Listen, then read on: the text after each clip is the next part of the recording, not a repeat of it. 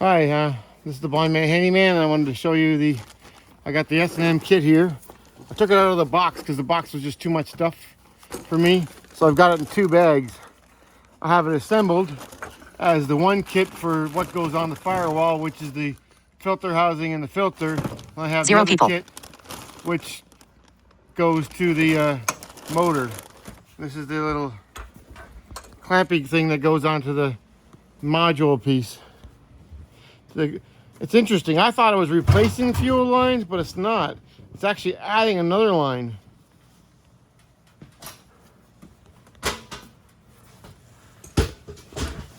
Let's climb up here and I'll show you. Journal. Now. Time to write. Take a moment to reflect in your journal. So, 0 people. Here, there's our fuel lines. Look at that.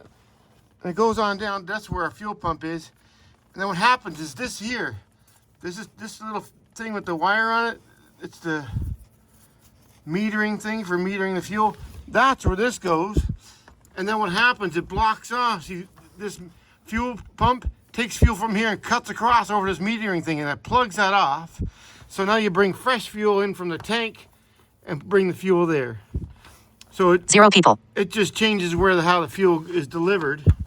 But this fuel still, so this is your going back to the tank fuel. This is your high pressure, this is your pressure coming in fuel. Then when you get over here, it gets pretty interesting. You have, see this little guy here? Where's he at? That's the fuel going in. No. See, it's going down to that T. That's the fuel going back to the tank right there. Then, see this little one here? That's the fuel coming from the injectors. Return from the injectors, then it gets refiltered. There's a filter that goes in here, so it gets refiltered, and then it goes back into the fuel system for the pump, the high pressure pump. And look down here, there's a T down there, and I was wondering what the T was. The T down there is one line comes from the high pressure fuel rail, and the other line is returned from the pump. So that's why you got a T there. And then that goes up and goes up to the filter housing before it goes back to the tank.